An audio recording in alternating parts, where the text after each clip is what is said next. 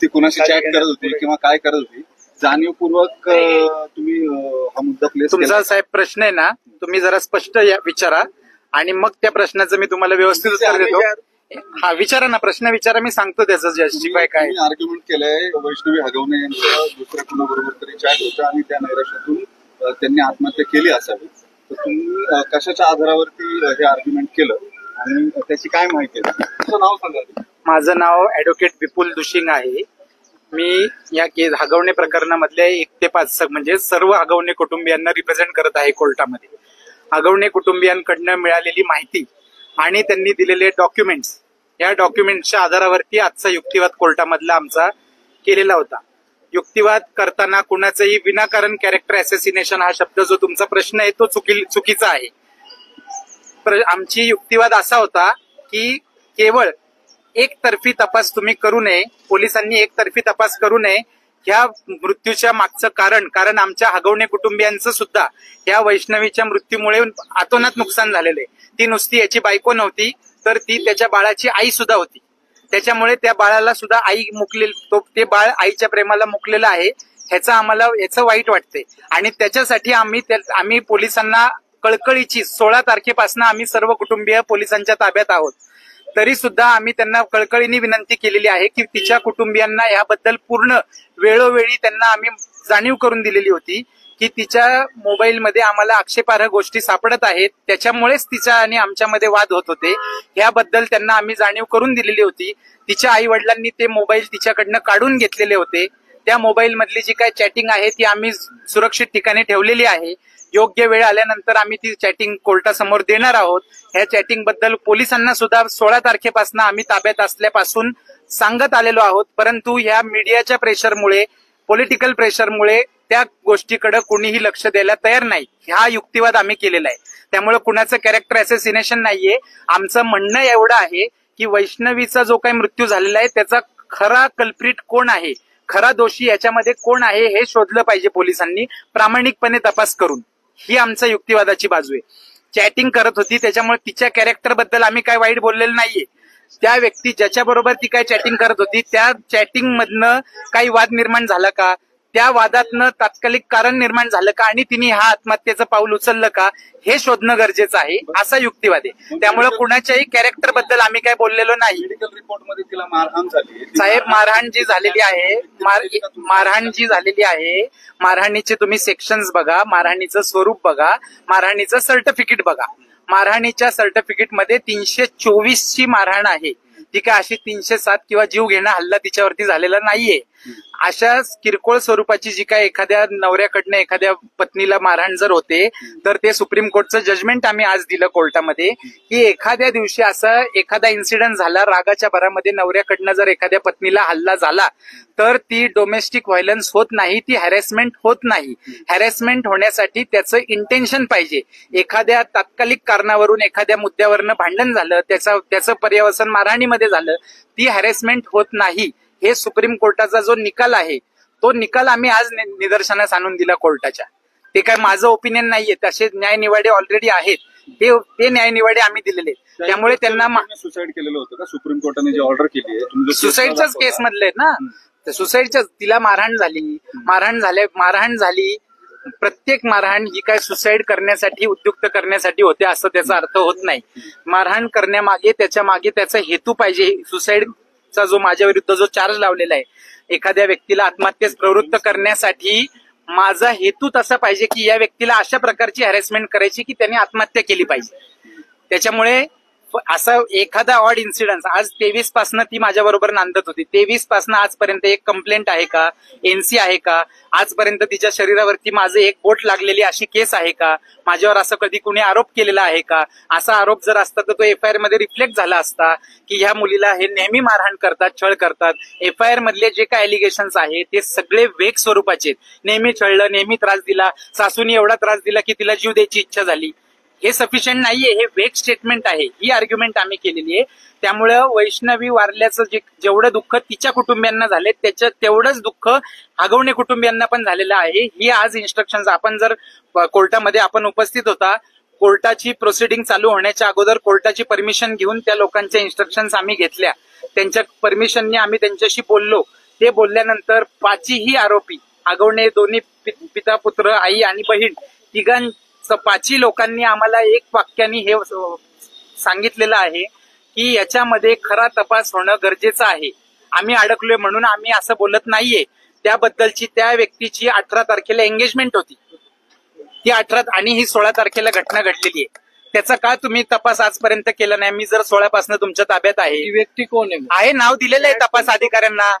ते नाव मीडियामध्ये आम्ही देऊ शकत नाही. त्या व्यक्तीला त्याचं त्यांनी शहानिशा करायला पाहिजे. तपास अधिकाऱ्यांना आम्ही नाव दिलेलं आहे, त्यांनी नाही दिलं तर अजून मी कस्टडीत आहे. विचारा आज जाऊन त्याला, आरोपीला. पण तुम्ही त्याच्याकडे कानाडोळा का केला? 16 तारखेपासून मी कस्टडीत असताना, 16 तारखेपासून मी तुमच्या ताब्यात आहे. मग तुम्हाला मी नाव पहिल्या दिवशीपासून सांगतोय. 18 तारखेला एंगेजमेंट झाली त्या व्यक्तीची. तुम्ही का नाही त्याचा तपास केला आजपर्यंत? ते कारण नाहीये. हे कशावरून? हे तुम्ही का ठरवलं? मारहाण केली का नाही केली ह्याच्यासाठी साहेब सीसीटीव्ही फुटेज जप्त झालेले आहेत. वळ जे तिच्या शरीरावरती आहेत ते वळ कोणत्या इन्सिडेंट्स मधले आहेत, कशाचे आहेत याच्याबद्दलचा संपूर्ण तपास हा आता पोलिसांनी केलेला आहे. त्यामुळे मारहाण केली, तिच्या अंगावर शरीरावरती वळ सापडले म्हणजे काय ह्यांनीच मारहाण केली असा अर्थ काढण्याचं कारण नाहीये. कारण ही व्यक्ती ज्या वेळेस घटना घडलेली आहे त्यावेळेस घरामध्ये कोणीही नव्हतं. 5 आरोपींपैकी एकही व्यक्ती घरी नव्हता आणि ती एकटी असल्यामुळे तिने तो आतून ह्यांनी दार तोडून तिची सुटका केलेली आहे. त्याच्यामुळे तो जो काय यांनी पहिल्या दिवशीपासून ह्या प्रकरणाला जो काय वेगळं वळण देण्याचा प्रयत्न केलेला आहे. कारण का दिलेलं आहे तर एकतर्फी बाजू ऐकून तुम्ही सुद्धा सगळ्यांनी रिपोर्ट केलेलं आहे. आजपर्यंत ही मला आज आम्ही येणार नव्हतो, येण्याची आमची इच्छा नाही, पण आज आम्हाला त्या कुटुंबाने कळकळीने विनंती केली की तुम्ही निदान या माध्यमातून तरी पोलिसांना योग्य तपास करायची विनंती करावी. कोर्टाकडनं डावरी सर मागू शकत नाही. 40 लाखाची यांनी फॉर्च्युनर दिली म्हणतात. याच्याकडे ऑलरेडी 90 लाखाची मर्सिडीज आहे. 5 कोटीच्या गाड्या घरात पार्किंगला आहेत. त्या गाड्यांना कुणी हात सुद्धा लावत नाही. त्यांनी ऐकून घ्या सर, वापरली कसं असतं सर, डावरी आणि वडिलांनी, आता आपल्यालाही मुली असतात, आपल्याला आपण वडिलांनी स्वेच्छेने मुलीला दिलेलं बक्षीस, गिफ्ट, ह्याच्यामध्ये फरक आहे. बक्षीस दिलेलं ह्याला डावरीच्या व्याख्येमध्ये ते मोडत नाही. डावरी ही मागितल्याने दिलेल्या ज्या गोष्टी असतात, मागितल्यानंतर त्याला डावरीची व्याख्यामध्ये बसतं.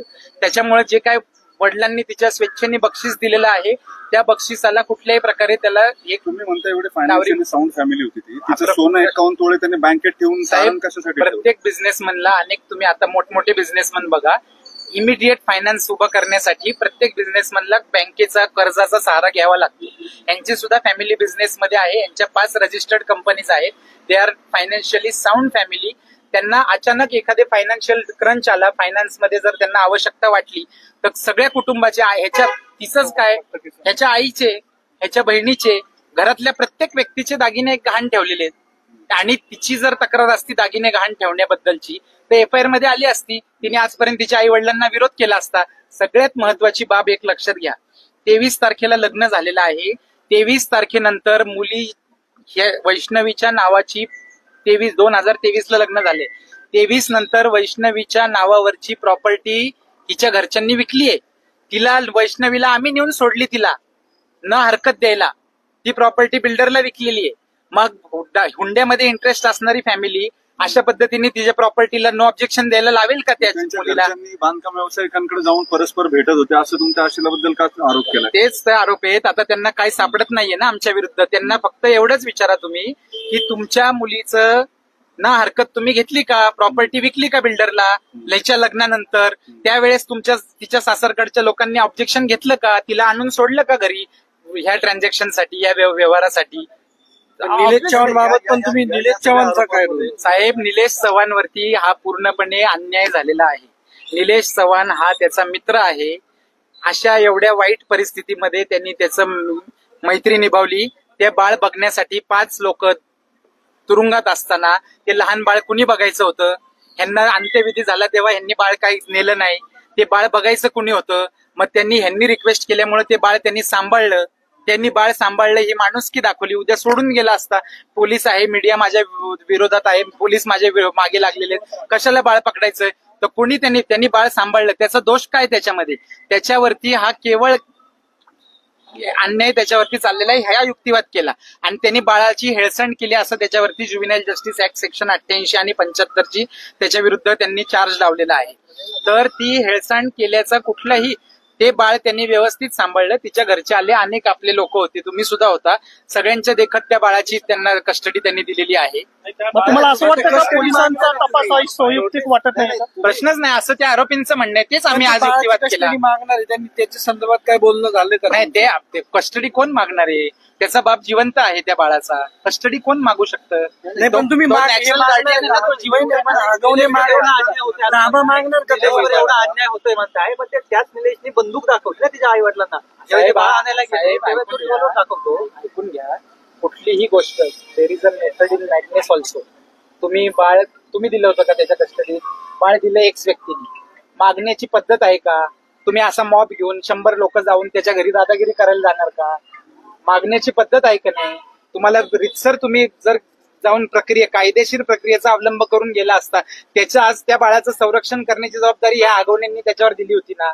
नाही, पण हगवण्यांकडे ते बाळ येणार की नाही येणार त्याची आता त्यांच्याकडेच आहे ना बाळ त्यांच्याकडेच आहे ना. आता ती लिगल पॅटर्न कोर्ट काय देईल निकाल त्याच्यावर त्यांनी अर्ज करावा, त्याच्यावर कोर्ट चॅटिंग वगैरे होतं किंवा हुंडाबळीची पण ही केस आहे. मग आरोपी का फरार होते? 8 दिवस साहेब, आरोपी त्याला फरार म्हणणं हे शब्दच चुकीचं आहे. फरार म्हणणं, तुम्ही जर सुप्रीम कोर्टाचे न्यायनिवाडे बघितले तर एखादा इनोसंट व्यक्ती पोलिसांचा ससेमिरा, त्यांची अटक ह्याच्यामुळे डिप्रेशन मध्ये येऊ शकतो आणि तो स्वतःचं अस्तित्व काही काळ लपवू शकतो. ह्याला कोणी फरार म्हणू शकत नाही. फरार म्हणण्यासाठी त्याच्यासाठी वेगळे पॅरामीटर्स आहेत. फरार नाही, त्यांना उशिराने अटक झालेली आणि अटक कशी झालेली आहे ते सुद्धा सगळं कागद आहेत, रेकॉर्ड आहे, त्याबद्दल काय हे नाही.